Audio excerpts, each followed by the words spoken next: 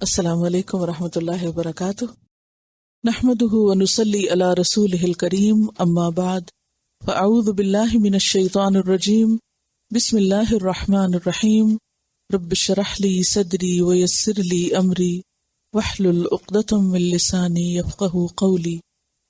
واوحی الی نوح، اور وحی کیا گیا طرف نوح علیہ السلام کے، انہ بے شک وہ، لن یؤمن من قومک ہرگز نہ ایمان لائیں گے تیری قوم میں سے، الا من قد آمن، الا مگر من جو، قد آمن تحقیق ایمان لا چکا، اب تک جو ایمان لا چکا سو لا چکا، اس کے بعد اب مزید کوئی ایمان نہ لائے گا۔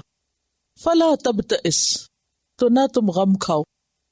تبتئس کا لفظ بؤس سے ہے، بؤس کس کو کہتے ہیں؟ غم، دکھ، افسوس۔ تو تبتئس غم نہ کھاؤ، نہ تکلیف اٹھاؤ، کس بات کی؟ بما کانوا یفعلون، جو کچھ یہ کر رہے ہیں۔ اس سے پتہ چلتا ہے کہ پیغمبر کا دل لوگوں کے لیے بہت نرم ہوتا ہے، وہ دل کے اندر سچی خیر خواہی رکھتا ہے، دوسروں کی ہلاکت پر اس کو تکلیف ہوتی ہے، دوسروں کے نقصان پر اسے دکھ ہوتا ہے۔ اور جب معاملہ اس حد تک پہنچ گیا تو پھر نوح علیہ السلام نے دعا کی تھی کہ اگر اللہ تعالیٰ بات یہی ہے تو پھر تو ان کو دنیا میں نہ چھوڑ، کیونکہ اگر یہ بچ گئے تو ان کی اولادیں کفر پر ہوں گی۔ رب لا تذر علی الارض من الکافرین دیارا، اللہ اس زمین پر کافروں کا ایک گھر نہ چھوڑ۔ انک ان تذرہم، اگر تو نے ان کو چھوڑ دیا، لا یلدوا الا فاجرا کفارا، تو ان کی نسلیں بھی فاجر و کافر ہوں گی۔ پیغمبر کا یہ کہنا لوگوں کی دشمنی میں نہیں تھا، بلکہ لوگوں ہی کی بھلائی میں تھا کہ یہ نسلیں ختم ہوں گی تو شاید ایمان والے پھر آئیں، کیونکہ اللہ تعالیٰ نے بتا دیا تھا وحی کے ذریعے کہ اب کوئی ایمان نہیں لائے گا، کوئی نہیں مانے گا۔ تو اس کے بعد پھر نوح علیہ السلام نے کیا کہا کہ یا رب اگر کوئی نہیں مانے گا تو پھر تو زمین کو صاف کر دے ان سے۔ پھر حکم ہوا وَاصْنَعِ الْفُلْكَ، اور بناؤ کشتی، بِأَعْيُنِنَا، ہماری نگاہوں کے سامنے، یعنی ہماری نگرانی میں۔ نظروں کے سامنے سے مراد کیا ہے؟ کسی کا نظروں کے سامنے ہونا کس بات کی علامت ہوتا ہے؟ Under supervision. اور انڈر سپرویژن کوئی چیز کیوں ہوتی ہے؟ تاکہ وہ چیز ٹھیک ٹھیک بنے، کیونکہ نوح علیہ السلام کوئی بڑھئی تو نہیں تھے، کوئی کارپینٹر تو نہیں تھے، اللہ کے حکم سے انہوں نے اللہ کے حکم کی تعمیل کرتے ہوئے کشتی بنانا شروع کر دی۔ عام طور پہ کشتیاں سمندر کے کنارے بنتی، لیکن یہاں وہ شہر کے اندر کشتی بنا رہے ہیں جہاں پاس قریب کوئی پانی نہیں، لیکن اللہ کا حکم یہی تھا۔ اور کہتے کہ بہت بڑی کشتی انہوں نے بنائی جس میں کئی سال لگ گئے۔ وَوَحْيِنَا، اور ہماری وحی کے مطابق، یعنی ہماری انسٹرکشنز کے مطابق۔ وَلَا تُخَاطِبْنِي، اور نہ تم بات کرنا مجھ سے، فِي الَّذِينَ ظَلَمُوا، ان لوگوں کے معاملے میں جنہوں نے ظلم کیا، یعنی کفر اور شرک کیا۔ کیا بات نہ کرنا؟ کہ یا رب ان سے عذاب ہٹا دے، یعنی عذاب کی اصل شکل تو بعد میں آئی، لیکن جس دن سے کشتی بننے لگی وہ سلسلہ شروع ہو گیا۔ یہ ایسے ہی ہے کہ جیسے اگر کوئی شخص مردے کی چارپائی بنا رہا ہو یا وہ تخت بنا رہا ہو تو بناتے ہوئے اس کے دل کی کیفیت کیا ہوگی کہ اس پہ ہر مرنے والا لٹایا جائے گا۔ کبھی آپ مردے کو نہلانے والے کمرے کے پاس سے گزریں تو کیا کیفیت ہوتی، دل کی کیا حالت ہوتی؟ اس فریزر کو دیکھیں یا مورچری کو دیکھیں تو دیکھ کے ایک دم گھبراہٹ ہوتی۔ نوح علیہ السلام کی کیفیات کیا ہوں گی کہ جب انہیں یہ پتہ چل چکا تھا کہ اب عذاب آئے گا، سب ڈوب جائیں گے، ایک ایک کی شکل کو دیکھتے ہوں گے، کس قدر تڑپتے ہوں گے۔ تو اللہ تعالیٰ نے فرمایا کہ اب ان ظالموں کے بارے میں کوئی سفارش نہ کرنا۔ لا تخاطبنی کا مطلب کیا ہے؟ ان کے بارے میں اب مجھ سے بات نہ کرنا، کیونکہ اب یہ ایمان نہیں لائیں گے، اب ان کا خاتمہ لکھا جا چکا ہے۔ انہم مغرقون، بے شک وہ سب غرق کیے جانے والے ہیں۔ مغرقون کس کی جمع ہے؟ مغرق۔ تو اللہ تعالیٰ نے اپنی نگاہوں کے سامنے، یعنی اپنی نگرانی میں اور حفاظت میں اور پوری طرح ضرورت کے مطابق، اس کے سائز، اس کی شکل، اس کی ہیئت، اس کا سب کچھ اللہ کی مرضی کے مطابق تیار کیا۔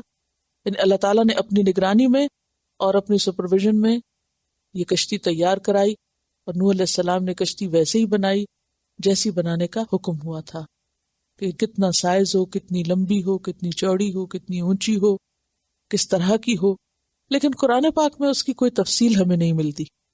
بس اتنا ملتا ہے کہ وہ جو کچھ بھی بنا تھا وہ اللہ کے براہ راست حکم کے تحت اور اللہ کی مرضی کے مطابق بنا تھا، جتنی بنانے کی ضرورت تھی. لہٰذا اس سے آگے ہم سوال بھی نہیں کر سکتے، اور ایسے سوال کچھ فائدہ بھی نہیں دیتے کہ کتنی منزل تھی، ایک منزل کی کشتی تھی، دو کی تھی، کیا تھا اور کیا نہیں، اللہ ہی جانتا ہے. وہ یصنع الفلک، اور وہ کشتی بنا رہا تھا. کون؟ نوح علیہ السلام. اور صاد نون عین صنع کس کو کہتے ہیں؟ کاریگری کو. وَكُلَّمَا مَرَّ عَلَيْهِ مَلَأٌ مِّن قَوْمِهِ، وَكُلَّمَا، اور جب کبھی، ہر بار، مَرَّ گزری، علیہ اس پر، ملأ جماعت، اور ملأ خاص طور پر ان کی اشرافیہ کی طرف اشارہ. جب کبھی گزری اس پر کوئی جماعت، من قومہ اس کی قوم میں سے، سخروا منہ وہ سب مذاق اڑاتے اس کا. جب گزرتی تب مذاق اڑاتے. سخروا کس کو کہتے ہیں؟ سخریہ، کسی کو حقیر سمجھ کے اس کا مذاق اڑانا، کہ دیکھو ذرا اس کی سمجھ کام نہیں کر رہی کہ یہ کشتی کو خشکی پہ بنا رہا ہے، یہ چلے گی کہاں، یہاں سے ہلے گی کیسے. یا یہ کہ پہلے تو تم نے نبوت کا دعویٰ کیا، اب بڑے بھی بن گئے، اب یہ کام بھی شروع کر دیا تم نے. قال، نوح علیہ السلام کہتے، ان تسخروا منا، اگر تم ہم سے مذاق کرتے ہو. اب یہاں ایک جگہ آتا ہے کہ وہ کشتی بنا رہے تھے، دوسری جگہ آتا ہے کہ تم ہم سے مذاق کرتے ہو. تو اس سے پتہ یہ چلتا ہے کہ اگرچہ بنانے والے نوح علیہ السلام ہی تھے، لیکن ان کے ساتھ کچھ اور مددگار بھی ہوں گے.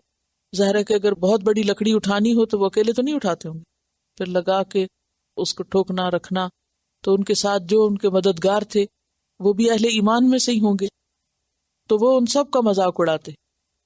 تو وہ کہتے کہ اگر تم ہمارا مذاق اڑا رہے ہو، فَإِنَّا نَسْخَرُ مِنْكُمْ، تو بے شک ہم بھی مذاق اڑائیں گے تمہارا.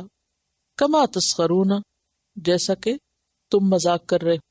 کیا یہ مذاق دنیا میں ہوگا؟ نہیں، قیامت کے دن جب مجرم اپنے انجام سے دوچار ہوں گے.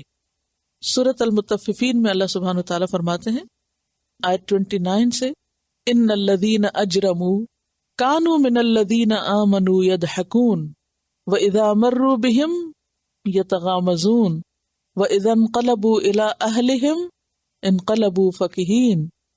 کیا مطلب ہے اس کا؟ کہ بے شک وہ لوگ جنہوں نے غلط کام کیے، جرم کیے، وہ ایمان والوں پر ہنستے ہیں، اور جب ان کے پاس سے گزرتے ہیں تو اشارے کرتے ہیں، اور جب اپنے گھروں کو لوٹتے ہیں تو بڑے خوش ہوتے ہوئے کہ آج ہم نے فلاں کا ایسا مذاق اڑایا، اور فلاں پہ، یعنی گھروں میں اپنی مجلسوں میں بیٹھ کے اور ٹھٹھے اڑاتے ہیں، سامنے بھی نہیں چوکتے اور پیچھے بھی. وَإِذَا رَأَوْهُمْ، اور جب ان کو دیکھتے ہیں، قَالُوا إِنَّ هَؤُلَاءِ لَضَالُّونَ، کہتے ہیں یہ بالکل بہکے ہوئے لوگ ہیں، گمراہ ہیں. یہ مجرم کہتے ہیں ایمان والوں پر. وَمَا أُرْسِلُوا عَلَيْهِمْ حَافِظِينَ، حالانکہ وہ نہیں بھیجے گئے ان پر نگران بنا کر. فَالْيَوْمَ الَّذِينَ آمَنُوا، آج وہ لوگ جو ایمان لائے. کون سے آج؟ قیامت کے دن. مِنَ الْكُفَّارِ يَضْحَكُونَ، کفار پر ہنسیں گے. عَلَى الْأَرَائِكِ يَنظُرُونَ، بڑی مسندوں پر دیکھ رہے ہوں گے ان کا انجام اور حال. هَلْ ثُوِّبَ الْكُفَّارُ مَا كَانُوا يَفْعَلُونَ، کیا وہ بدلہ دے دیے گئے کفار جو وہ کیا کرتے تھے، یعنی ان کو اپنے کیے کا سب بدلہ مل گیا. یہاں اگرچہ ایک خاص کانٹیکسٹ میں بات ہوئی ہے، لیکن بات یہ ہے کہ کسی مسلمان کے لیے جائز نہیں کہ وہ دوسرے مسلمان کا مذاق اڑائے، بلکہ کسی انسان کا بھی مذاق نہیں اڑانا چاہیے، اور خاص طور پر کسی کو حقیر سمجھ کر. یہ اخلاق اور تہذیب کے خلاف ہے، یہ غیر مہذب ہونے کی علامت ہے. نبی صلی اللہ علیہ وسلم مزاح کیا کرتے تھے. مزاح کیا ہے؟ کہ جس میں کسی کی ذات کو نشانہ نہ بنایا جائے، بات سے ایسی بات نکالی جائے جس کے اندر ایک خوشی کا یا ایک ہنسی کا یا ایک لائٹ بات ہو، جس سے فضا جو ہے خوشگوار ہو جائے. اس میں کسی کے اوپر پرسنل اٹیک نہیں ہوتا، مزاح جو ہوتا ہے. اور مذاق اڑانا کیا ہوتا ہے، یا مذاق کرنا کسی سے کیا ہوتا ہے، کہ جس میں کسی دوسرے کو لیٹ ڈاؤن کیا جائے، مثلا کسی کے بولنے کے انداز کو، یا کسی کے پہننے کے انداز کو، یا کسی کے کھانے کے انداز کو، یا کھانسنے کے یا ہنسنے کے، یا کسی بھی چیز پر اس کو شرمندہ کرنے کے لیے یا دوسروں کو اس کی طرف متوجہ کرنے کے لیے اس کا اگر کوئی مذاق کرے تو یہ مذاق اڑانا جو ہے کسی کی ذات کو نیچا کرنے کے لیے یہ انتہائی گھٹیا حرکت ہوتی ہے، اور جو ایسا کرے قیامت کے دن اسے اس کا بدلہ دیا جائے گا۔ ان تسخروا منا فانا نسخر منکم کما تسخرون، کوئی شخص یہ نہ سمجھے کہ آج دوسرے کو وہ ذلیل کرے تو کل اسے کوئی پوچھنے والا نہیں۔ اللہ تعالیٰ کے ہاں ہر چیز لکھی جاتی اور ہر ایک کو اپنے کیے کا بدلہ دینا پڑے گا۔ فسوف تعلمون، پس انقریب تم جان لوگے، من یأتیہ عذاب، کون ہے کہ آتا ہے اس کے پاس عذاب، یخزیہ، جو اس کو رسوا کر دے گا۔ تمہیں جلد ہی پتہ چل جائے گا کہ کس پر رسوا کن عذاب آ رہا ہے، ہم پر یا تم پر۔ وَيَحِلُّ عَلَيْهِ عَذَابٌ مُقِيمٌ، اور اتر پڑے گا اس پر عذاب قائم رہنے والا، دائمی، یعنی مسلسل، ہمیشہ۔ اور وہ کیا ہے؟ قرآن پاک میں آتا ہے اغرقوا فادخلوا نارا، قوم نوح غرق کی گئی اور فوراً آگ میں داخل کر دی گئی، یہ سورۃ نوح میں آتا ہے۔ تو یہ جو دائمی عذاب ہے وہ ان کے غرق ہونے کے دن سے شروع ہو گیا، اور پھر قیامت کے دن اور شدید ہوگا، اور یہ ہمیشہ ہمیشہ کے عذاب میں گرفتار ہو گئے۔ حتی اذا جاء امرنا، اب اس کی تفصیل کہ جب آ گیا ہمارا فیصلہ، کس بارے میں فیصلہ؟ ان کی ہلاکت کے بارے میں۔ اور فارت تنور، فارا یفور فور کا معنی ہوتا ہے پھوٹ کے نکلنا، ابل پڑنا، جیسے دودھ ابلتا ہے۔ اب ذرا امیجنیشن سے کام لیں، جیسے دودھ ابلتا ہے تو کیا ہوتا ہے؟ صرف اوپر نہیں آتا، برتن سے باہر نکلنے لگتا ہے۔ اسی طرح فوارہ کس کو کہتے ہیں؟ جیسے شاور ہوتا ہے، پھوٹ کے باہر نکلنا۔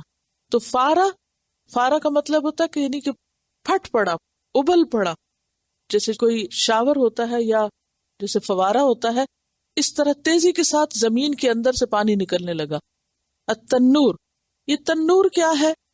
اس کے کئی معنی بیان کیے گئے ہیں، اور کئی اس کی تاریخی حیثیتیں بھی بتائی گئیں اور جگہیں بھی بتائی گئیں، لیکن ان سب میں جو زیادہ دل کو لگتی ہے بات وہ ہے زمین کا اوپر کا حصہ، یعنی کرسٹ کہہ سکتے ہیں آپ، کہ تنور جو ہے اوپری حصہ، کہ زمین کا اوپر کا حصہ جو ہے اس سے پانی پھوٹنے لگا، یعنی زمین کے اندر سے جیسے فوارے نکلنے لگتے ہوں یا چشمے بہنے لگتے ہوں۔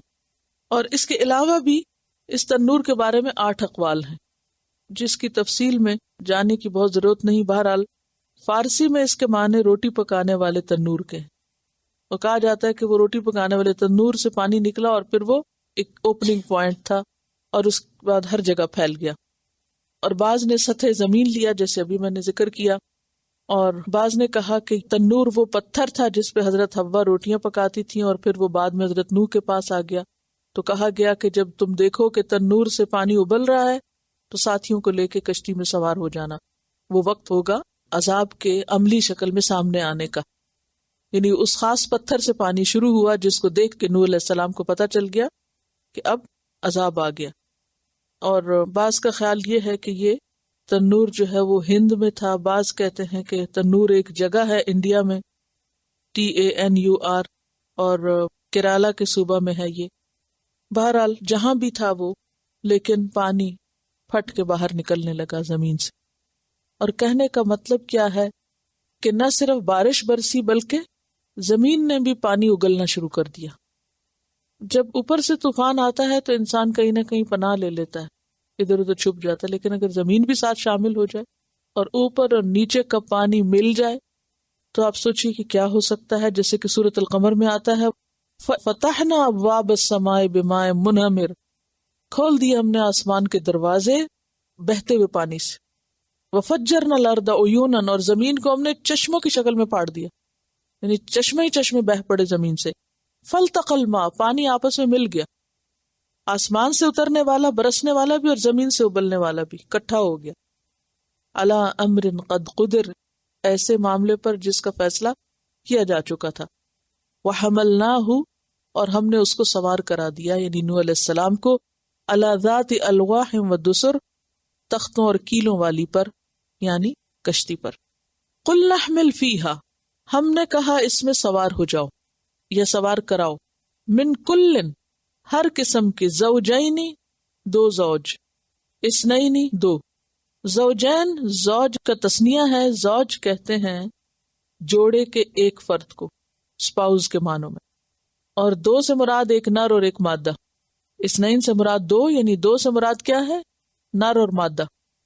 ہم نے کہا سوار ہو جاؤ اس میں یا سوار کراؤ اس میں ہر جوڑے کو، وَأَهْلَكَ اور اپنے گھر والوں کو، إِلَّا مَنْ سَبَقَ عَلَيْهِ الْقَوْلُ مگر جس پہ گزر چکی بات، یعنی جن کا میں بتا چکا ہوں کہ وہ نہیں جائیں گے. وَمَنْ آمَنَ اور جو ایمان لائیں. اور کس کی طرف اشارہ ہے؟ اہل میں سے جن پہ بات گزر گئی، بیوی اور بیٹے کی طرف. اور کس کو سوار کراؤ؟ من آمن جو کوئی ایمان لایا. کیا حکم ہوا؟ خود سوار ہو، گھر والوں کو کراؤ، ایمان والوں کو کراؤ، اور جانداروں کے جوڑے بھی سوار کراؤ، یعنی جیسے گائے، بھینس، بکری وغیرہ. وما آمن معہ الا قلیل اور نہ ایمان لائے تھے اس کے ساتھ مگر بہت کم، بہت تھوڑے لوگ ایمان لائے. کہا جاتا ہے کہ 80 اور ایک اور روایت میں آتا ہے 73 اور یہ کوشش تھی 950 سال کی. اتنے عرصے میں بس صرف اتنے ہی لوگ مانے، اور وہ بھی معاشرے کے عام لوگ تھے. وقال ارکبوا فیہا اور اس نے کہا سوار ہو جاؤ اس میں. کس نے کہا؟ اللہ تعالیٰ نے نوح علیہ السلام کو حکم دیا، اور نوح علیہ السلام نے آگے سب کو کہا کہ اس میں سوار ہو جاؤ. بسم اللہ مجریہا و مرساہا اللہ کے نام کے ساتھ اس کا چلنا ہے اور اس کا ٹھہرنا ہے. مجریہا کا لفظ جو ہے یہ جیم رے یہ سے ہے، جریون جاری ہونا، اسی سے چلنا، پانی کی ہمواری کی طرح رواں ہونا. یا تو یہ مصدر میمی ہے اور یا یہ ظرف مکان یا زمان ہے. مجرے، مجرے، مفعل یا مفعل کے وزن پر، علت کی وجہ سے وہ پروننسیشن میں فرق آ رہا ہے. اور اگر ظرف مکان ہو یا زمان ہو تو معنی کیا ہوگا کہ اس کے چلنے کی جگہ یا اس کے چلنے کے وقت. اللہ کا نام لیا جائے گا کب؟ چلتے وقت اور چلتے ہوئے بھی، یعنی چلتے رہتے ہوئے مسلسل ذکر کیا جائے گا. ومرساہا اور اس کے ٹھہرنے کے وقت. اور مرسا بھی اسی طرح رے سین واو سے ہے روٹ اس کا، یہ بھی یا تو مصدر میمی ہے مرسا یا پھر ظرف زمان و مکان ہے، یعنی اس کے رکنے کے وقت یا جگہ. کہ میں اللہ کا نام لیتا ہوں جہاں بھی وہ چلتی ہے اور جہاں وہ رکتی ہے، یا جب تک وہ چلتی ہے اور جب جا کے رکتی ہے میں اللہ کا نام لیتا ہوں. ان ربی بے شک میرا رب لغفور الرحیم البتہ غفور الرحیم ہے، بخشنے والا مہربان ہے. اب قوم ڈوب رہی ہے، کشتی چل رہی ہے، اور نوح علیہ السلام کہہ رہے ہیں کہ اللہ غفور الرحیم ہے. وہ کیسے؟ کیونکہ اللہ نے زمین کو ظالموں سے پاک کر دیا.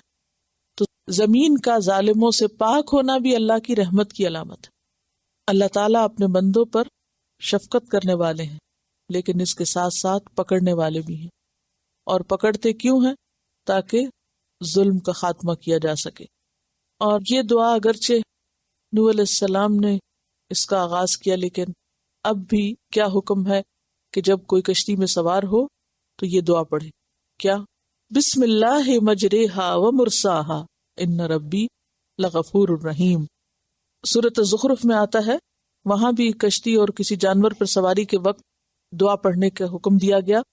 والذی خلق الازواج کلہا وجعل لکم من الفلک والانعام ما ترکبون لتستووا علی ظہورہ ثم تذکروا نعمت ربکم اذا استویتم علیہ وتقولوا سبحان الذی سخر لنا ھذا وما كنا له مقرنین وإنا إلی ربنا لمنقلبون. تو یہ بھی کشتی پہ سوار ہوتے ہوئے یا کسی اور سواری پہ سوار ہوتے ہوئے دعا پڑھی جا سکتی ہے. سورۃ المومنون میں خاص طور پر نوح علیہ السلام کو کہا گیا فَإِذَا اسْتَوَيْتَ أَنْتَ وَمَن مَّعَكَ عَلَى الْفُلْكِ فقل الحمد للہ الذی نجانا من القوم الظالمین، کہ جب تم اور تمہارے ساتھی کشتی پہ سوار ہو کے ٹک جاؤ تو پھر کیا کہنا؟ اللہ کا شکر ہے جس نے ہمیں ظالم قوم سے نجات دی. وقل رب انزلنی منزلا مبارکا وانت خیر المنزلین، یعنی صرف بسم اللہ سے آغاز کیا لیکن بعد میں بھی وہ اللہ کا ذکر کرتے رہے. شروع میں کیا کہا؟ الحمد للہ الذی نجانا من القوم الظالمین. پھر کیا کہا؟ یا رب اب یہ اترے کس پر؟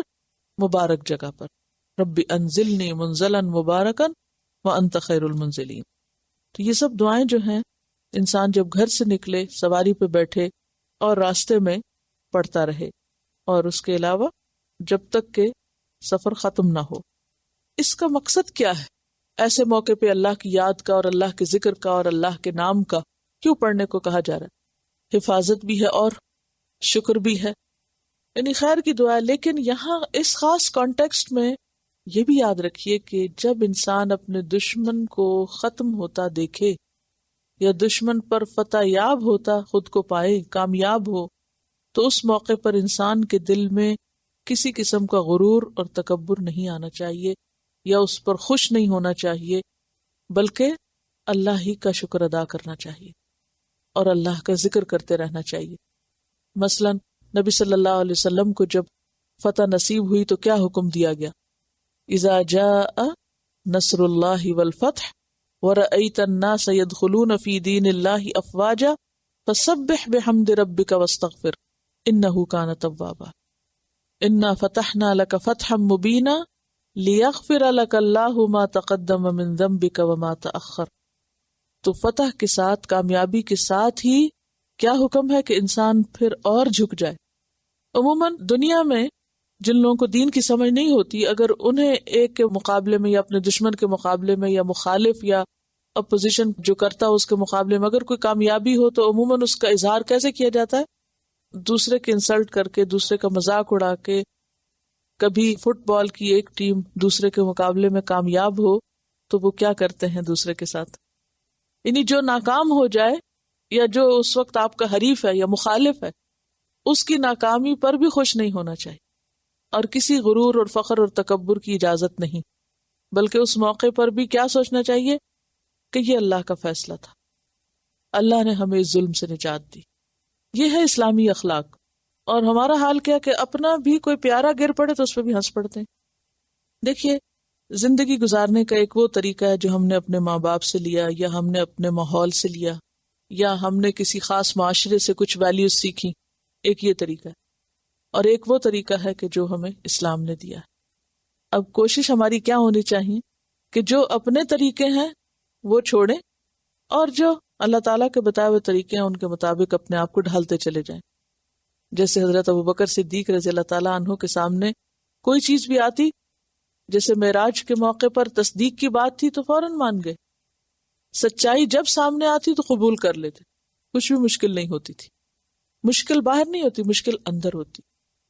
تو اصل کامیاب وہ ہے یا اصل طاقتور وہ ہے جو اپنے آپ پر قابو پانا جانتا ہو، جو اپنی خواہش کا غلام نہ بن جائے. ہماری مشکل یہ کہ ہم اپنی خواہشات کے غلام بن جاتے ہیں، جدھر ہماری خواہش چاہتی ہے ہمیں چلا دیتی ہے، خواہ وہ اللہ کی مرضی کے مطابق ہو یا خلاف ہو. وہی تجری بہم، اور وہ ان کو لے کے چل رہی تھی. کون؟ کشتی. فی موجن، موج میں، لہروں میں. ایک لہر آتی اور دوسری جاتی تو وہ لہروں کے ساتھ ساتھ ڈول رہی تھی. یعنی اتنی شدید لہریں تھیں کہ کشتی اپنے آپ کو سنبھال نہیں پا رہی تھی، بلکہ کدھر کو چلی جاتی؟ جدھر کو لہر جاتی، لہروں کو فالو کر رہی تھی. تصور میں لا سکتے ہیں؟ یعنی پانی پہ کوئی چیز تیر رہی ہو اور یکا یک وہ پہنچ جائے ادھر، وہ جا ادھر رہی تھی اور پہنچ ادھر گئی. یہ ایسا کب ہوتا ہے؟ جب ایک شدید لہر آتی ہے تو وہ ہر چیز اپنے ساتھ بہا کے لے جاتی. اصل میں اس بات کا تصور دلانا مقصود ہے کہ وہ طوفان تھا کیسا جس میں وہ سب لوگ ڈوبے. وہی تجری بہم فی موجن کالجبال، اور ایک ایک موج کتنی بڑی تھی؟ جیسے پہاڑ ہو، اتنی اونچی بلندی میں، یعنی پہاڑوں کی بلندی جتنی اونچی موجیں. ونادى نوح، اور پکارا نوح علیہ السلام نے ابنہ اپنے بیٹے کو کنعان کو، وکان فی معزل اور وہ ایک کنارے پر تھا.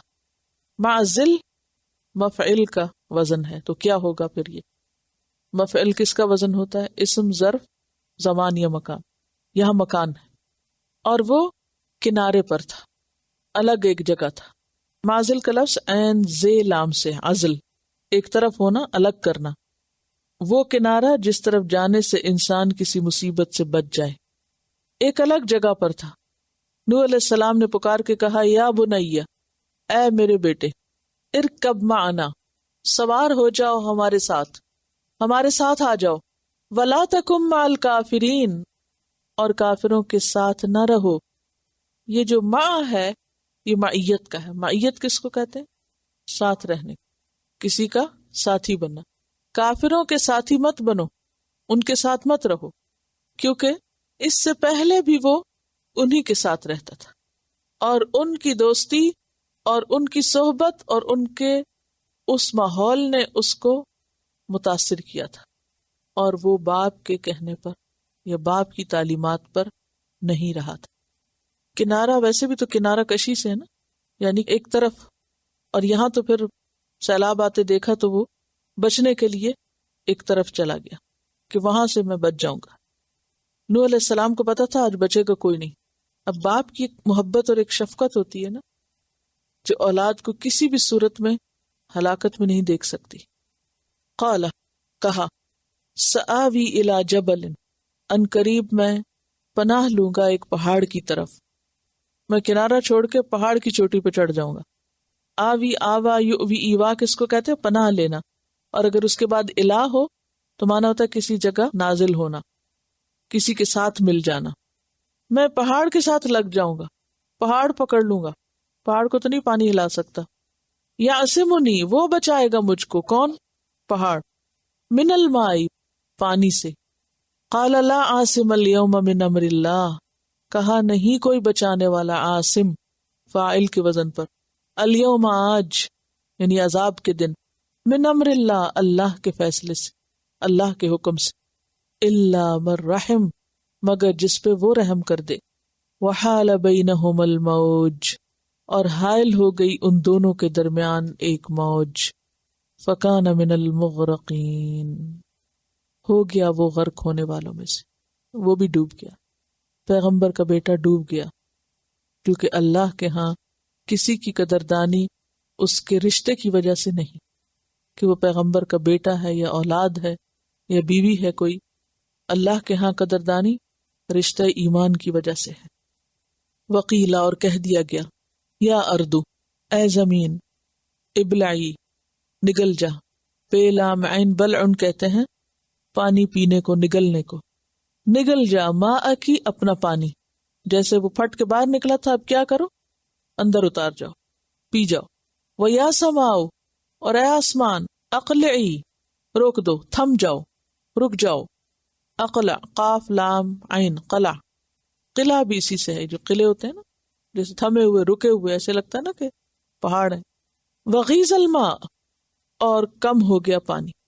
غیظہ کا لفظ جو ہے نا غیظ سے ہے، غین یا ضاد، کسی چیز کو کم کرنا یا خود بخود کم ہو جانا. لازم بھی ہے، متعدی بھی ہے. کسی چیز کو سکیڑنا یا اس کا خود سکڑ جانا. جیسے بعض جرسی ہوتی ہے تو پانی میں ڈالیں تو کیا ہوتے ہیں؟ چھوٹے ہو جاتے، کم ہو جاتی ہے، سائز کم ہو جاتا ہے. تو غیظ الماء، پانی کا سائز کم ہو گیا، یعنی آہستہ آہستہ خشک ہونے لگا، پانی زمین میں واپس چلا گیا. وقضی الامر، اور پورا کر دیا گیا کام، قصہ تمام ہوا، حکم کی تعمیل ہو گئی. جنہوں نے ہلاک ہونا تھا ہو گئے، جنہوں نے بچنا تھا بچ گئے. واستوت علی الجودی، اور وہ ٹک گئی، ٹھہر گئی اوپر جودی کے. جودی پہاڑ کا نام ہے، موصل کے قریب دیار بکر میں. اس نے قرار پکڑا جودی پر، چونکہ ایک ایک موج پہاڑ جتنی تھی تو ظاہر ہے کہ وہ اس کو اٹھا کے وہ اوپر لے گئی کشتی کو. اور کشتی جو ہے وہ جہاں تھی، پانی جب اترنے لگا تو کشتی واپس زمین پہ نہیں آ سکی، بلکہ پہاڑ پہ ٹھہر گئی. ہو سکتا ہے زمین پہ آتی تو بعد کے لوگ کاٹ کے توڑ پھوڑ کے اس کو جلا کے ختم کر دیتے، لیکن اللہ تعالیٰ نے اس کو بھی ایک نشانی بنانا تھا. وقیلا اور کہا گیا بعدا للقوم الظالمین، دوری ہو، ہلاکت ہو، لعنت ہو۔ بعد میں یہ سارے معنی آتے ہیں۔ لعنت اس لیے کہ اللہ کی رحمت سے انسان دور ہو جاتا ہے۔ للقوم الظالمین، ظالم قوم کے لیے، ظالم قوم کے لیے دوری، ہلاکت دور ہوئی، یعنی سارا کام تمام ہو گیا۔ چونکہ پانی اللہ کے حکم کے تابع ہے، ساری زمین پانی سے بھر گئی اور سب ڈوب گئے، تو اس کے بعد ظالم قوم کا خاتمہ ہو گیا۔ ونادى نوح ربہ، اور نوح علیہ السلام نے اپنے رب کو پکارا۔ فقال، پھر کہا، ربی، اے میرے رب، ان ابنی من اہلی، بے شک میرا بیٹا میرے گھر والوں میں سے تھا، وہ میرا اہل تھا، میرے اہل و عیال میں سے تھا، یا رب میرا بیٹا۔ وَإِنَّ وَعْدَكَ الْحَقِّ، اور بے شک تیرا وعدہ بھی سچا ہے۔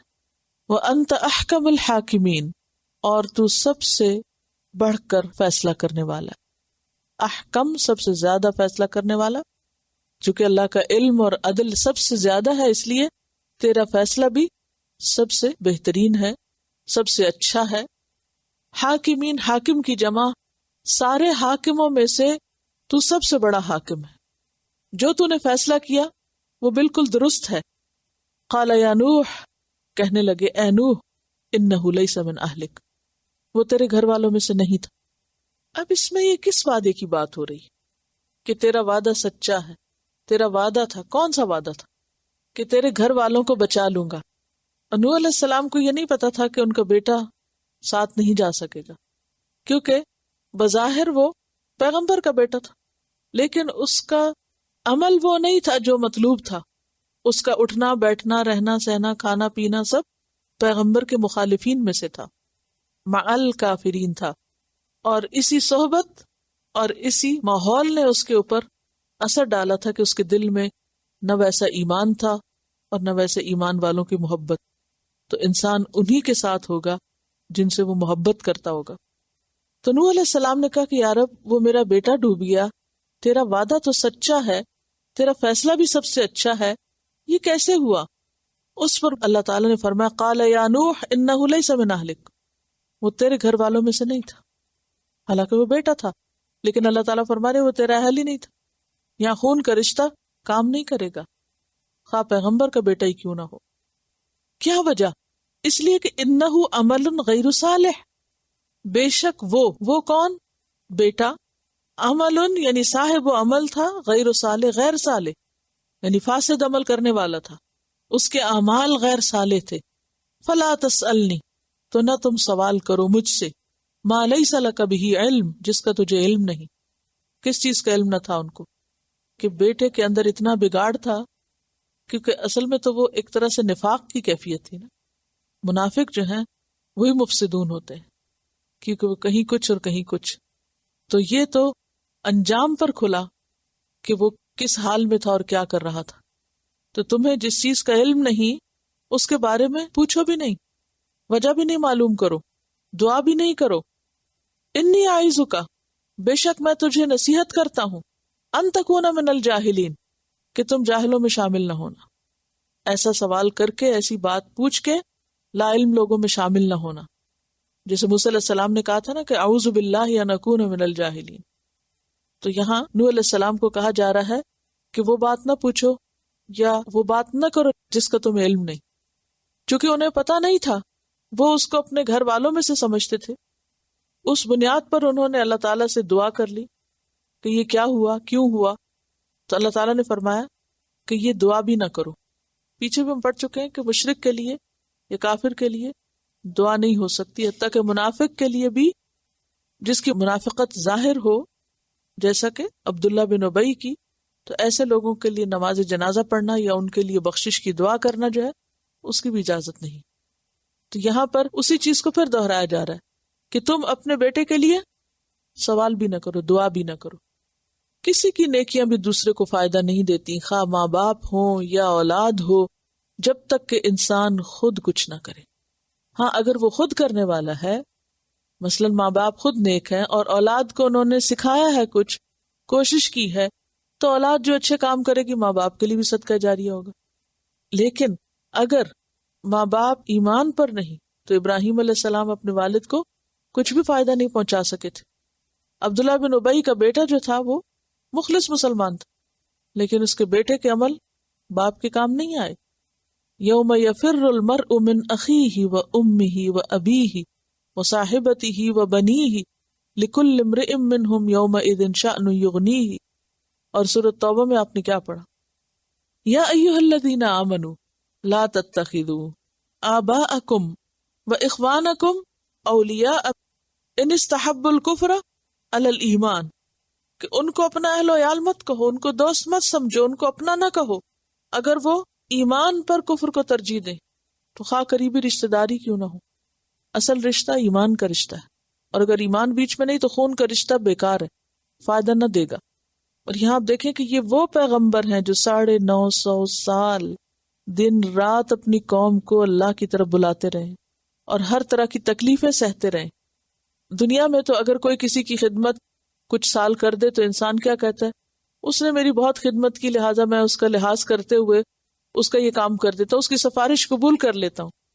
پیغمبر نے 950 سال تبلیغ کی، اللہ کے دین کا کام کیا، اس کی خاطر تکلیفیں اٹھائیں، لیکن اس ساری نیکی کے عوض بھی اپنے بیٹے کو نہیں چھڑا سکے. اور ہم کتنی بھول میں ہیں.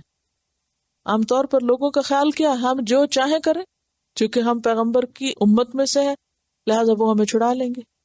بھی جب تک خود کچھ نہیں کرو گے تو کوئی نہیں چھڑا سکتا. ایسے سارے شعر غلط ہیں جس میں آتا ہے کہ خدا جو پکڑے چھڑا لے محمد. اگر خدا پکڑے تو محمد نہیں چھڑائیں گے. جیسے یہاں اللہ نے پکڑا تو نوح علیہ السلام بیٹے کو نہیں چھڑا سکے. قال رب انی اعوذ بک ان اسألک ما لیس لی بہ علم والا تغفر لی وترحمنی، اور اگر تو نے مجھے بخشا نہیں اور مجھ پہ رحم نہ کیا، اکم من الخاسرین، میں خسارہ پانے والوں میں سے ہو جاؤں گا، میرا تو بہت نقصان ہو جائے گا. یہ ویسی ہی دعا ہے جیسے حضرت آدم علیہ السلام نے کی تھی، ربنا ظلمنا انفسنا وان لم تغفر لنا وترحمنا لنکونن من الخاسرین، کہ ہم نے اپنی جان پر ظلم کیا، اگر تو نے ہمیں نہ بخشا اور ہم پہ رحم نہ کیا تو ہم خسارہ پانے والوں میں شامل ہو جائیں گے. اب یہ آپ دیکھیے کہ نوح علیہ السلام جو اللہ کے پیغمبر ہے کس بات پہ توبہ استغفار کر رہے ہیں؟ ایک ایسے سوال پر کہ جس کا آپ کو علم نہ تھا، بیٹے کی سفارش پر. تو کیا خیال ہے کہ قیامت کے دن پیغمبر اور اولیاء اللہ اور نیک لوگ اللہ کی مرضی کے خلاف سفارش کر دیں گے کسی کی؟ نہیں. من ذا الذی یشفع عندہ الا باذنہ، یہاں اذن نہیں تھا تو دعا کرنے پر اللہ تعالیٰ ناراض ہو رہے ہیں. تو قیامت کے دن بھی کوئی سفارش کرنے والا، یہ نہیں کہ شفاعت ہوگی نہیں، شفاعت ہوگی، لیکن کوئی شفاعت کرنے والا جب تک اللہ کی اجازت نہ ہو، اذن نہ ہو، شفاعت بھی نہیں کرے گا. تو وہ لوگ جو عمل چھوڑ کے بیٹھے ہوئے ہیں صرف اس امید پر کہ ہمارے لیے شفاعت ہو جائے گی، ان کو بات اچھی طرح سمجھ جانی چاہیے کہ شفاعت اللہ کے اذن اور اجازت سے ہوگی. قیل یا نوح، کہا گیا اے نوح، اہبط، اتر جا. کس سے؟ پہاڑ سے، کیونکہ پہاڑ پہ ٹک گئی تھی، تب کشتی سے اتر کے پہاڑ سے اتر کر نیچے شہر میں واپس چلو. بسلام منا، ساتھ سلامتی کے ہماری طرف سے، سلامتی کے ساتھ، امن کے ساتھ، وبرکات، اور برکتوں کے ساتھ، علیک، تجھ پر، یعنی تجھ پر سلامتی بھی ہے اور برکتیں بھی ہیں. یعنی اگرچہ وہ بیٹے کے لیے سوال اور وہ سب بات ایک طرف، لیکن دوسری طرف جو کچھ تو نے اپنی نبوت کا حق ادا کرنے کے لیے کیا، اس کے بدلے میں تم پر اللہ کی رحمتیں ہیں اور برکتیں ہیں. جیسے سورۃ صافات 79 میں آتا ہے سلام علی نوح فی العالمین. اور برکتیں کیا تھیں؟ وجعلنا ذریتہ ہم الباقین، کہ اس کی اولاد کو ہی ہم نے باقی رکھا. ایک بیٹا تو ختم ہو گیا، لیکن جو دوسرے 3 بیٹے تھے ان کے ساتھ، سام، حام اور یافس، باقی ساری نسل انسانی انہی سے چلی. برکات علیکہ، اور ان کو آدم ثانی بھی کہا جاتا ہے، دوسرے آدم، اور قیامت تک نسل انسانی انہی کی اولاد میں سے ہے. کہا جاتا ہے کہ جو باقی لوگ ان کے ساتھ چلے تھے ان کی نہیں بلکہ ان کی اپنی ذاتی اولاد میں سے پھر باقی نسل چلی. سام سے سامی اقوام جیسے عرب وغیرہ اور جو مڈل ایسٹ کے لوگ ہیں یعنی ایشین کہہ سکتے ہیں، اور حام سے افریکنز، اور یافس سے چائنیز اور انڈونیشین اور اس طرف کے لوگ، یعنی زمین پہ جتنی بھی آبادی انسانوں کی پھیلی پھر ان 3 بچوں کی اولاد سے تھی۔ یہ ہیں وہ برکتیں جو اللہ نے نوح علیہ السلام کو دی۔ اس سے یہ بھی پتہ چلتا ہے کہ کوئی انسان اگر نیک کام کرتا ہے تو اس کا فائدہ اس کو اس کی اولاد کی خیر و بھلائی کے ذریعے بھی حاصل ہوتا ہے، جیسے ابراہیم علیہ السلام، لیکن وہ کب؟ جبکہ اولاد ایمان پر۔ ابراہیم علیہ السلام کو بھی کیا انعام دیا تھا اللہ نے ان کی قربانیوں کا؟ وَوَهَبْنَا لَهُ إِسْحَاقَ وَيَعْقُوبَ نَافِلَةً، اس کی بھی خوشخبری دی گئی، اور یوسف علیہ السلام ان کی نسل میں سے تھے، اور پھر باقی بنی اسرائیل، اور پھر نبی صلی اللہ علیہ وسلم۔ بنی اسرائیل کے لیے کیا آتا ہے؟ ذریۃ من حملنا مع نوح، اے بنی اسرائیل تم ان لوگوں کی اولاد میں سے ہو جنہیں نوح علیہ السلام کے ساتھ کشتی پہ سوار کیا گیا تھا، یہ مراد ہے۔ وَعَلَىٰ أُمَمٍ، اور اوپر جماعتوں کے، ممن معک، ان میں سے جو تمہارے ساتھ ہیں، اور کہا جاتا ہے کہ ان سے مراد ان کے بیٹے ہیں۔ وَعَلَىٰ أُمَمٍ ممن معک، یا پھر سالے اہل ایمان بھی ہو سکتے ہیں۔ وَأُمَمٌ، اور کچھ امتیں، کچھ گروہ، سنمتعہم، ان قریب ہم ان کو فائدہ پہنچائیں گے، یعنی دنیا کا، متاع الدنیا۔ ثم یمسہم، پھر چھو لے گا ان کو، پکڑ لے گا ان کو، منا، ہماری طرف سے، عذاب علیم، دردناک عذاب، پھر ہماری طرف سے سخت عذاب انہیں پکڑ لے گا۔ یہ بالکل ایسے ہی ہے کہ جیسے سورۃ ابراہیم میں آتا ہے کہ ابراہیم کی اولاد میں سے جب انہوں نے کہا تھا کہ رب اجعلنی مقیم الصلاۃ ومن ذریتی ربنا وتقبل دعا ربنا اغفر لی ولوالدی وللمؤمنین یوم یقوم الحساب، اور پھر پہلے پارے میں بھی ہم پڑھ چکے ہیں جس میں انہوں نے کہا کہ وَإِذِ ابْتَلَىٰ إِبْرَاهِيمَ رَبُّهُ بِكَلِمَاتٍ فَأَتَمَّهُنَّ قَالَ إِنِّي جَاعِلُكَ لِلنَّاسِ إِمَامًا قَالَ وَمِن ذُرِّيَّتِي قَالَ لَا يَنَالُ عَهْدِ الظَّالِمِينَ، کہ اس نے جب کہا کہ میری اولاد کا کیا ہوگا، ان کو بھی امامت ملے گی، ان کو بھی بڑے مرتبے ملیں گے، فرمایا کہ میرا وعدہ ظالموں کے لیے نہیں۔ یہاں بھی کیا کہا گیا کہ آپ کے ساتھ جو لوگ ہیں ان میں سے کچھ تو اللہ ان کو برکتیں دے گا، اور کچھ لوگ ایسے ہیں جن کو وقتی طور پر دنیا میں متاع ملے گی، پھر ان کو دردناک عذاب ملے گا۔ ان کی اولاد میں سے پھر آگے قوم عاد تھی، یہ لوگ جو بچے تھے اس سے قوم عاد آگے نکلی، اور پھر قوم عاد کا آگے قصہ آتا ہے کہ کس طرح ان کے اوپر تباہی آئی۔ لیکن اس واقعے سے پتہ یہ چلتا ہے، ابتدا میں آپ دیکھیں کہ جن لوگوں کو وہ لوگ حقیر سمجھ رہے تھے، کمزور سمجھ رہے تھے، دنیاوی اعتبار سے بہت ہی لو قرار دے رہے تھے، بالآخر انہی کی کامیابی ہوئی، اور وہ سب بڑے بڑے لوگ تباہ و برباد ہو کے رہ گئے۔ سورۃ غافر میں آتا ہے اِنَّا لَنَنصُرُ رُسُلَنَا وَالَّذِينَ آمَنُوا۔ صافات 171 اور 2 میں آتا ہے وَلَقَدْ سَبَقَتْ كَلِمَتُنَا لِعِبَادِنَا الْمُرْسَلِينَ، کہ گزر چکی ہماری بات ہمارے بھیجے ہوئے بندوں کے بارے میں، انہم لہم المنصورون، کہ وہی اصل میں مدد کیے جائیں گے۔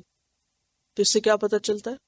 یہ انجام آ گیا نا سامنے، یعنی زمین کا پانی خشک، آسمان تھم گیا، نوح علیہ السلام کی کشتی ٹک گئی جودی پر، اور اس کے بعد دوبارہ نارمل لائف شروع ہو رہی ہے۔ نتیجہ کیا نکالا جا رہا ہے کہ اب صرف زمین پر ایمان والے ہیں، اور ان میں سے آپ کی اولاد کو ہم برکتیں عطا کریں گے، اور کچھ لوگ ایسے ہیں جو پھر نافرمان ہو جائیں گے، ان کو دنیا کا وقتی سامان ملے گا اور پھر وہ آخرت میں عذاب پائیں گے۔ سبق کیا ملتا ہے ہمیں اس سے؟ کہ حق کو باطل کی کشمکش، اچھائی اور برائی کی آپس میں کشمکش جیسی بھی ہو، لیکن اگر صبر کے ساتھ انتظار کیا جائے تو بالآخر فتح حق ہی کی ہوتی ہے۔ اگرچہ کشتی بنانے میں اور پھر اس کے بعد دعا کی قبولیت میں اور عذاب آنے میں ایک وقت لگا، لیکن انجام کیا ہوا؟ اور اصل اہم چیز انجام ہوا کرتا ہے کسی چیز کا۔ انما الاعمال بخواتیمہا، اعمال کا دار و مدار ان کے خاتمے پر ہے۔ ایک شخص خوب محنت کر رہا ہے، باغ لگا رہا اور اینڈ آف دا ڈے وہ جل جاتا ہے، تو اس نے کیا پایا؟ ساری شان و شوکت گئی۔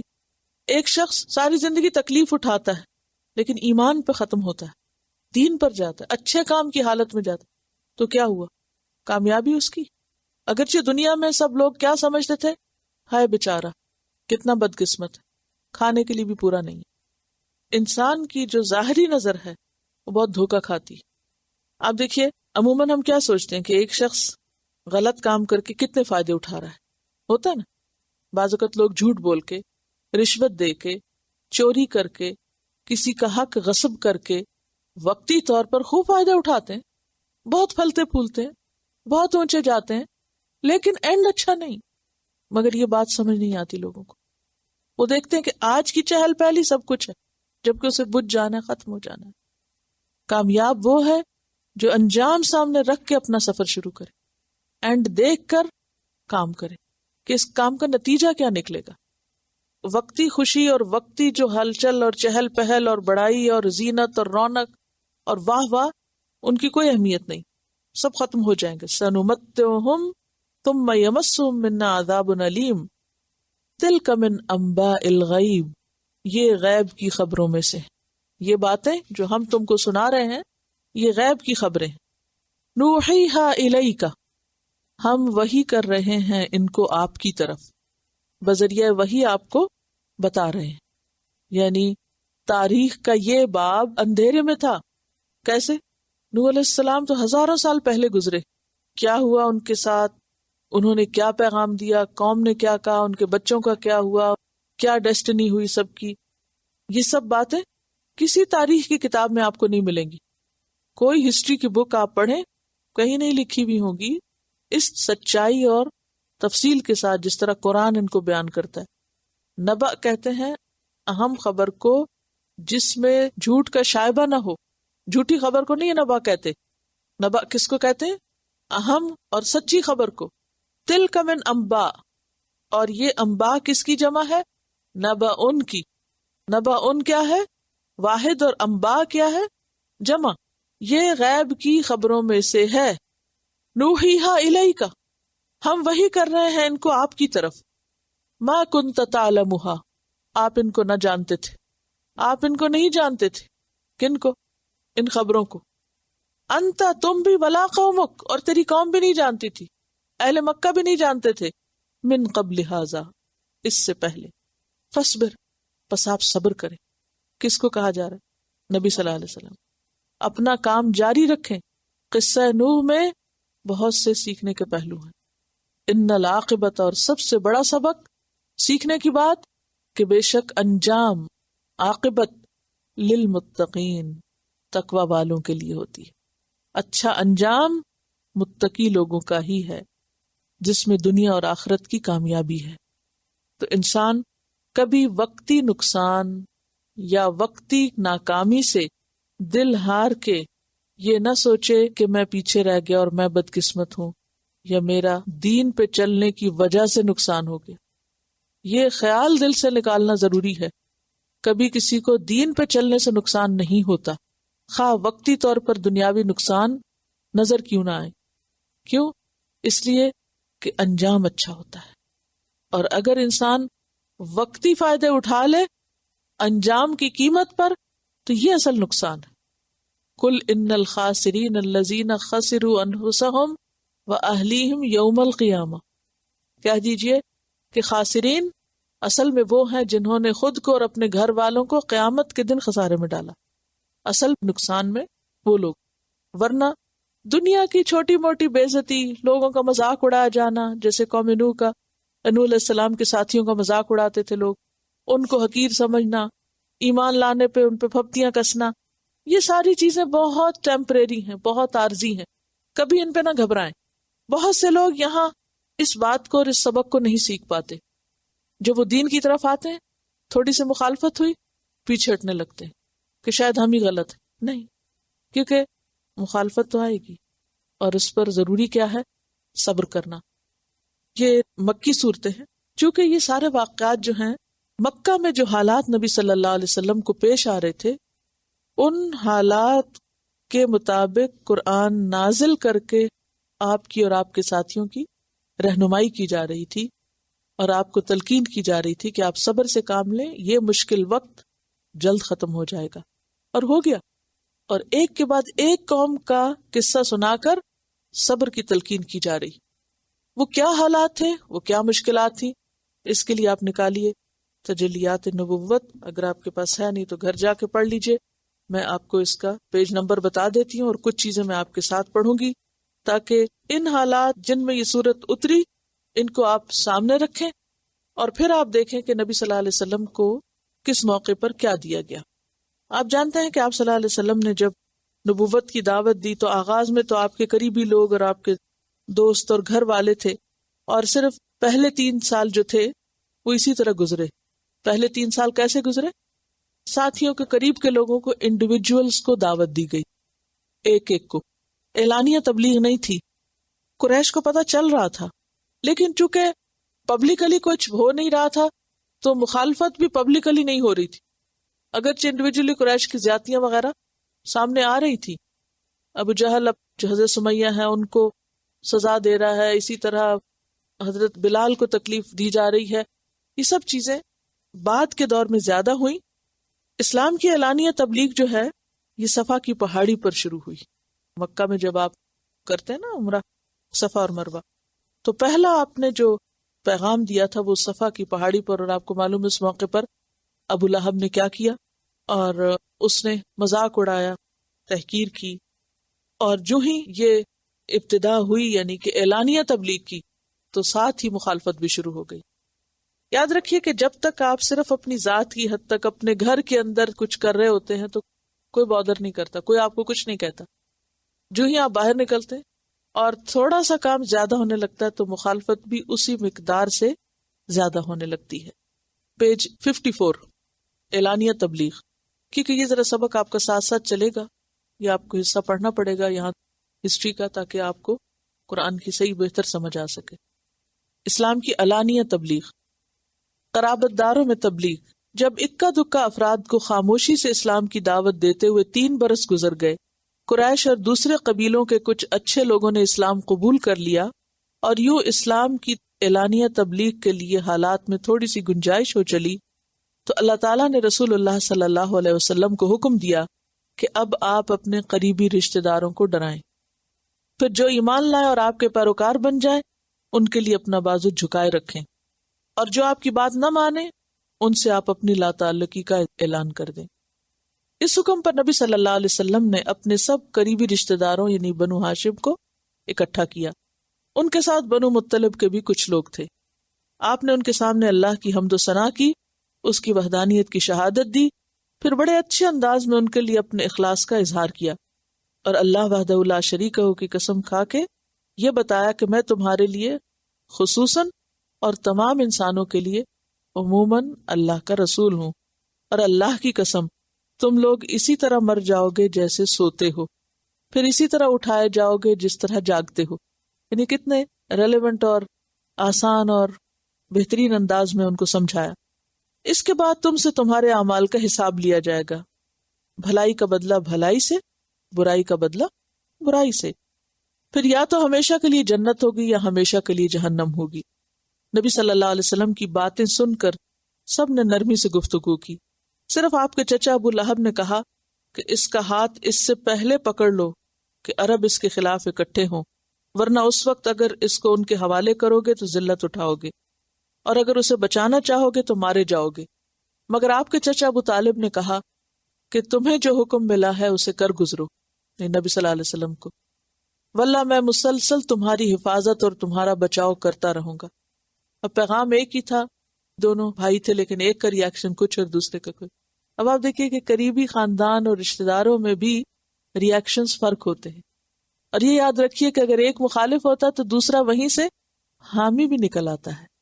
ابو طالب نے کہا البتہ میرا جی نہیں چاہتا کہ میں اپنے والد عبد المطلب کا دین چھوڑوں. انہی دنوں اللہ نے ایک اور حکم اتارا کہ تمہیں جس بات کا حکم دیا جا رہا ہے اسے کھلم کھلا بیان کرو اور مشرکوں سے منہ پھیر لو. اس حکم کے آنے کے بعد ایک روز رسول اللہ صلی اللہ علیہ وسلم صفا پہاڑی پہ تشریف لے گئے اور سب سے اونچے پتھر پر چڑھ کر صدا لگائی، یا صباحا ہو، ہائے صبح. یہ پکار اس بات کی علامت ہوا کرتی تھی کہ دشمن نے حملہ کر دیا یا کوئی بڑا حادثہ پیش آ گیا. ظاہر ہے کو مائکرو فون اور کوئی اور کمیونیکیشن کا ذریعہ نہیں تھا، لوگ پہاڑ پہ چڑھ کے ہی سب کو مطلع کرتے تھے بلند آواز میں پکار کر۔ اس کے بعد نبی صلی اللہ علیہ وسلم نے قریش کے ایک ایک خاندان اور کنبے کو نام بنام پکارنا شروع کیا، اے بنی فہر، اے بنی عدی، اے بنی فلاں، اے بنی فلاں، اے بنی عبد مناف، اے بنی عبد المطلب۔ جب لوگوں نے یہ آواز سنی تو کہا یہ کون پکار رہا ہے؟ کچھ لوگوں نے بتایا کہ محمد صلی اللہ علیہ وسلم۔ اس پر ہر طرف سے لوگ دوڑ پڑے، یہاں تک کہ اگر کوئی آدمی خود نہ آ سکا تو اپنی جگہ کسی دوسرے کو بھیج دیا کہ دیکھ کر آئے کیا بات ہے، کیونکہ آپ کبھی جھوٹ نہیں بولتے تھے۔ تو وہ چونکے کہ اگر آپ پکار رہے ہیں تو ضرور کوئی اہم بات ہوگی، اور اگر کوئی ایسا ہی جھوٹا فریبی شخص ہوتا تو وہ کہتے چھوڑو وہ تو ہر روز ایسا ہی کچھ کرتا ہے۔ یوں جب سب اکٹھے ہو گئے تو آپ نے فرمایا یہ بتاؤ اگر میں یہ کہوں کہ اس پہاڑی کے پیچھے وادی میں گھڑ سواروں کی ایک جماعت ہے جو تم پہ حملہ آور ہونا چاہتی ہے تو کیا تم مجھے سچا مانو گے؟ لوگوں نے کہا ہاں ہاں، ہم نے کبھی آپ کو جھوٹا نہیں پایا، ہم نے ہمیشہ آپ کو سچا ہی پایا ہے۔ تب آپ نے فرمایا کہ اچھا تو میں ایک سخت عذاب سے پہلے تمہیں ڈرانے والا بنا کر بھیجا گیا ہوں۔ میری اور تمہاری مثال ایسی ہی ہے جیسے کہ کسی آدمی نے دشمن کو دیکھ لیا اور جھٹ پٹ دوڑا کہ گھر والوں کی حفاظت کا بندوبست کرے، لیکن اس نے خطرہ محسوس کیا کہ دشمن اس سے پہلے انہیں آ دبوچے گا، لہٰذا وہ زور زور سے پکارنے لگا یا صباحا، ہائے صبح۔ اس کے بعد نبی صلی اللہ علیہ وسلم نے لوگوں کو دعوت دی کہ وہ لا الہ الا اللہ محمد الرسول اللہ کا سچے دل سے اقرار کریں، اور بتایا کہ یہی کلمہ دنیا کی کامیابی اور آخرت کی نجات کا ذریعہ ہے، اور سمجھایا کہ اگر وہ اپنے شرک پر جمے رہے اور آپ کی لائی ہوئی باتوں پہ ایمان نہ لائے تو اللہ کا عذاب انہیں اپنی گرفت میں لے لے گا، اور آپ رسول ہونے کے باوجود انہیں عذاب سے بچا نہ سکیں گے۔ یہ اہم بات ہے کہ آپ کی تعلیم میں بھی یہی بات تھی کہ اگرچہ میں تمہارا رشتہ دار ہوں، رسول ہوں، لیکن بچا نہ سکوں گا، نہ اللہ سے چھڑا سکیں گے۔ آپ نے یہ ڈراوا عام لوگوں کو بھی سنایا اور خاص کو بھی۔ فرمایا اے قریش کے لوگو، جہنم سے نجات کے بدلے میں اللہ سے اپنی جانوں کا سودا کر لو، کیونکہ میں تمہارے نفع و نقصان کا مالک نہیں اور نہ تمہیں اللہ سے بچانے کے لیے کچھ کام آ سکتا ہوں۔ اے بنی کعب بن لوئی، اپنے آپ کو جہنم سے بچا لو کیونکہ میں تمہارے نفع نقصان کا مالک نہیں۔ اے بنی مرہ بن کعب، اپنے آپ کو جہنم سے بچا لو۔ اے بنی قصی، اپنے آپ کو جہنم سے بچا لو، میں تمہارے نفع نقصان کا مالک نہیں۔ اے بنی عبد الشمس، اپنے آپ کو جہنم سے بچا لو۔ اے بنی عبد مناف، اپنے آپ کو جہنم سے بچا لو کیونکہ میں تمہارے نفع نقصان کا مالک نہیں۔ اے بنی ہاشم، اپنے آپ کو جہنم سے بچا لو۔ اے بنی عبد المطلب، اپنے آپ کو جہنم سے بچا لو کیونکہ میں تمہارے نفع نقصان کا مالک نہیں اور تمہیں اللہ سے بالکل نہیں بچا سکتا۔ میرے مال میں سے جتنا چاہو مانگ لو، مگر میں تمہیں اللہ سے بچانے کے لیے کوئی اختیار نہیں رکھتا۔ اب یہ دیکھیے کہ پیغمبر کی تعلیم کیا ہے کہ میں تمہیں نہیں بچاؤں گا۔ اے عباس ابن عبد المطلب، چچا کو پکارا، میں اللہ سے بچانے کے لیے تمہارے کچھ بھی کام نہیں آ سکتا۔ اے رسول اللہ کی پھپھی صفیہ بنت عبد المطلب، میں اللہ سے بچانے کے لیے تمہارے بھی کچھ کام نہیں آ سکتا۔ اے رسول اللہ کی بیٹی فاطمہ، جو مال چاہو مانگ لو مگر اپنے آپ کو جہنم سے بچاؤ، میں تمہیں بھی اللہ سے بچانے کے لیے کچھ کام نہیں آ سکتا۔ ہاں، تم لوگوں سے نسب اور قرابت کا تعلق ہے، رشتہ داری ہے، جسے اس کی تری کے مطابق تر کروں گا، یعنی رشتوں کے حقوق ادا کروں گا، حق رشتہ داری نبھاؤں گا۔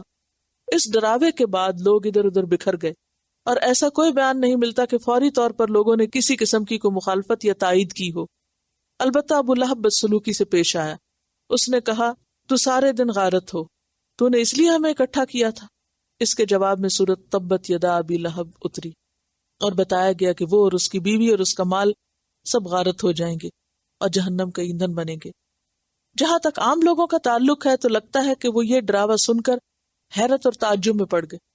یہ بالکل ایسے ہی کہ جیسے آپ آج بھی اگر کسی ایسے شخص کو جا کے کہیں کہ اپنے آپ کو بچاؤ آگ سے، تو کہے گا یہ تم کیا بات کہہ رہے ہو، کون سی آگ اور کہاں کی آگ اور یہ سب کیا ہے۔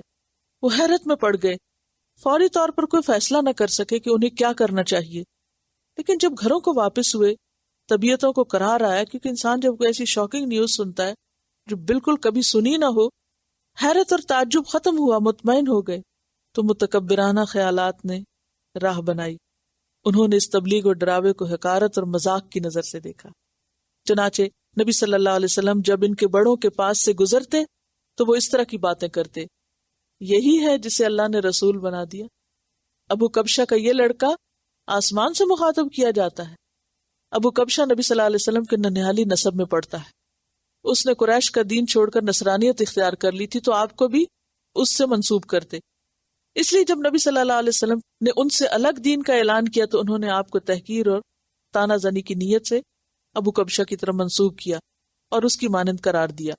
ایسا ہوتا نا جس خاندان میں اگر کوئی برا کام کرے اور اس کے بعد آئندہ نسل میں کوئی کرے تو ہمیشہ اس سے جا ملاتے ہیں. ان کے خیال میں یہ برا تھا. حالانکہ نبی صلی اللہ علیہ وسلم اپنی تبلیغ میں لگے رہے، مجمعوں میں، محفلوں میں اس کا اظہار شروع کر دیا. آپ کتاب اللہ کی آیت پڑھتے، پچھلے رسولوں نے جو پیغام سنایا تھا وہی پیغام سناتے. اور وہ کیا تھا؟ یا قوم اعبدوا اللہ ما لکم من الہ غیرہ. یہی آیات جو اب حضرت نوح اور باقی انبیاء کی آپ پڑھیں گے بار بار، یہی وہ ان کو بھی سناتے. اس کے ساتھ ہی آپ نے لوگوں کی آنکھوں کے سامنے کھلم کھلا عبادت بھی شروع کر دی. چنانچہ آپ دن دہاڑے سارے لوگوں کے سامنے کعبہ کے صحن میں نماز پڑھتے. آپ کی تبلیغ دھیرے دھیرے کامیاب ہوتی گئی. ایک ایک کر کے بہت سے لوگ مسلمان ہوتے گئے، اور جو مسلمان ہوئے ان میں اور ان کے گھر کے دوسرے لوگوں میں دوری اور نفرت بھی پیدا ہوتی گئی. گھر گھر میں اب ایک کشمکش شروع ہو گئی. قریش اس پوری صورتحال کو تشویش کی نظر سے دیکھ رہے تھے، یعنی انہیں پریشانی ہو رہی تھی. اور ابھی اس پر تھوڑا ہی عرصہ گزرا تھا کہ حج کا وقت آ گیا. انہیں حاجیوں کے بارے میں تشویش نے آ گھیرا. چنانچہ ان کی ایک جماعت ولید بن مغیرہ کے پاس آئی. یہ ان میں عمر رسیدہ اور مرتبے کا آدمی تھا. اس نے کہا، دیکھو حج کا وقت آ گیا، اب ہر طرف سے لوگ تمہارے پاس آئیں گے. وہ ان کا معاملہ سن چکے، یعنی پورے عرب میں بات پھیل چکی ہے کہ مکہ میں کسی نے نبوت کا دعویٰ کر دیا. لہٰذا کوئی ایک رائے طے کر لو، مختلف باتیں نہ کہنا ورنہ ایک دوسرے کو جھٹلاؤ گے. لوگوں نے کہا، آپ ہی کہیں، آپ ہمارے لیے کوئی بات طے کر دیں. اس نے کہا، نہیں، بلکہ تم لوگ کہو، میں سنوں گا. لوگوں نے کہا، اچھا تو ہم کہیں گے وہ کاہن ہے. اس نے کہا، وہ کاہن نہیں ہے، ہم نے کاہنوں کو دیکھا ہے، اس میں نہ ان کسی گنگناہٹ ہے نہ تک بندی، یعنی جیسے کاہن باتیں کرتے ہیں نظموں کی شکل میں شعر، ایسی بات وہ نہیں کرتا. لوگوں نے کہا، تب ہم کہیں گے پاگل ہے. اس نے کہا، وہ پاگل بھی نہیں ہے، ہم پاگل پن کو بھی جانتے پہچانتے ہیں، اس میں نہ پاگلوں کسی گھٹن ہے نہ الٹی سیدھی حرکتیں نہ بہکی بہکی باتیں. لوگوں نے کہا، تب ہم کہیں گے شاعر ہے. اس نے کہا، شاعر بھی نہیں، ہمیں شعر و شاعری کی تمام قسمیں معلوم ہے، وہ شاعر نہیں. لوگوں نے کہا، اچھا تو ہم کہیں گے جادوگر ہے. اس نے کہا، وہ جادوگر بھی نہیں، ہم نے جادو اور جادوگر سب دیکھے ہیں، اس میں نہ ان کسی جھاڑ پھونک نہ گرہ بندی. لوگوں نے کہا، تب ہم کیا کہیں گے؟ اس نے کہا، واللہ، اس کی بات میں مٹھاس اور رونق اور تازگی ہے، اس کی جڑ پائیدار، شاخ پھلدار ہے. تم جو بھی کہو واضح ہو جائے گا کہ وہ باطل ہے. ویسے زیادہ مناسب یہی ہے کہ وہ جادوگر ہے، اس کی بات میں جادو ہے، اس کی بات میں جادو ہے. وہ اس کے ذریعے باپ اور بیٹے میں، بھائی بھائی میں، میاں بیوی میں، آدمی اور اس کے خاندان میں تفرقہ ڈالتا ہے. یہ بات طے کر کے وہ لوگ وہاں سے اٹھے. انہوں نے حج کے لیے آنے والوں کی راہ میں بیٹھنا شروع کر دیا، راستے میں روک روک کے بتاتے. جو بھی ان کے پاس سے گزرتا اس سے آپ کی بات کا ذکر کرتے اور ڈراتے. نتیجہ یہ ہوا کہ لوگوں نے آپ کو دیکھنے اور سننے سے پہلے ہی آپ کا معاملہ جان لیا، یعنی ہر طرف خبریں پہنچ گئیں. اس کے بعد جب حج کے دن آ گئے تو نبی صلی اللہ علیہ وسلم نے حاجیوں کے مجمعوں اور ڈیروں میں جا کر انہیں اسلام کی طرف بلانا شروع کیا. آپ فرماتے، لوگو لا الہ الا اللہ کہو، کامیاب رہو گے. ادھر ابو لہب کا یہ حال تھا کہ وہ آپ کے پیچھے پیچھے لگا رہتا، جھٹلاتا جاتا، یعنی آپ جہاں کچھ کہہ کے جاتے پیچھے سے جھٹلاتا، ساتھ ساتھ مذاق اڑاتا، تکلیف بھی پہنچاتا. اس طرح اس حج سے جب حجاج واپس ہوئے تو پورے عرب میں نبی صلی اللہ علیہ وسلم کا چرچا پھیل گیا. تو جہاں مخالفتیں ہوتی ہیں وہاں پیغام بھی پھیلتا ہے، کیونکہ یہ پیغام اس کے بغیر پھیل نہیں سکتا. تو آپ دیکھیں گے کہ بہت سی سملیرٹیز ہیں مکی حالات میں اور مکی دور کی صورتوں میں اترنے والے مضامین میں جو پچھلے پیغمبروں سے متعلق ہیں، کیونکہ ہر قوم میں پیغمبر نے آ کے ایک ہی بات کی، ایک ہی طرح کا ری ایکشن، ایک ہی طرح کی مخالفت اور ایک ہی طرح کا انجام. اور یہ سنت ختم نہیں ہوئی، قیامت تک جو بھی یہ کام کرے گا اس کے ساتھ یہی مرحلے ہوں گے. وآخر دعوانا ان الحمد للہ رب العالمین. سبحانک اللہم وبحمدک، نشہد ان لا الہ الا انت، نستغفرک ونتوب الیک. السلام علیکم ورحمۃ اللہ وبرکاتہ.